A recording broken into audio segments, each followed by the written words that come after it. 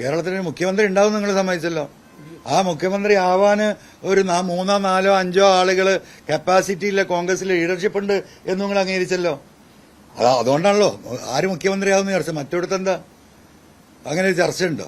ജനങ്ങൾക്കൊരു അഭിപ്രായം പറയാൻ പറ്റുമോ? പാർട്ടിക്കാർക്ക് പറയാൻ പറ്റുമോ? പോളിറ്റ് ബ്യൂറോക്ക് പറയാൻ പറ്റുമോ? സെക്രട്ടേറിയറ്റിന് പറയാൻ പറ്റുമോ? ഞാൻ തന്നെ മുഖ്യമന്ത്രി ആയിരിക്കല്ലേ. 500 കോടി റുപ്യയാണ് പോസ്റ്റർ വെച്ചത്. ഞാനല്ലാതെ മറ്റാരുണ്ട് കേരളത്തിലൊട്ടാകെ? അതല്ല അപ്പുറത്തെ സ്ഥിതി. ഹോർഡിങ്ങൾ കണ്ടാൽ എപ്പോഴും എടുത്തു മാറ്റിയിട്ടില്ലല്ലോ. 500 ചില്ലാനം കോടി രൂപ നമ്മൾ നികുതി കൊടുത്ത പണം ഞാനല്ലാതെ ഇവിടെ ആരാ ഉള്ളതെന്ന് ചോദിക്കാൻ. അങ്ങനെ ഒരു ധിക്കാരിയുടെ മുഖം ഈ കേരളം മുഴുവൻ ജനം കണ്ടതാ. ആ ധിക്കാരത്തിന് വോട്ട് വേറെ ഉണ്ടാവും ഇവിടെ. കോൺഗ്രസ് അതല്ല. അതിന് ശേഷിയുള്ളവരെ കുറിച്ച് അപ്പുറം ആളുകൾ സംസാരിക്കുന്നു. അതൊരു ജനാധിപത്യ പാർട്ടിയാണ്. അതിനൊരു ഫൈനൽ ഡിസിഷൻ ഉണ്ടാവും. എന്നാലും കോൺഗ്രസ് മുഖ്യമന്ത്രിയാകും എന്നുള്ളിടത്ത് നിങ്ങൾ എല്ലാവരും എത്തിയല്ലോ.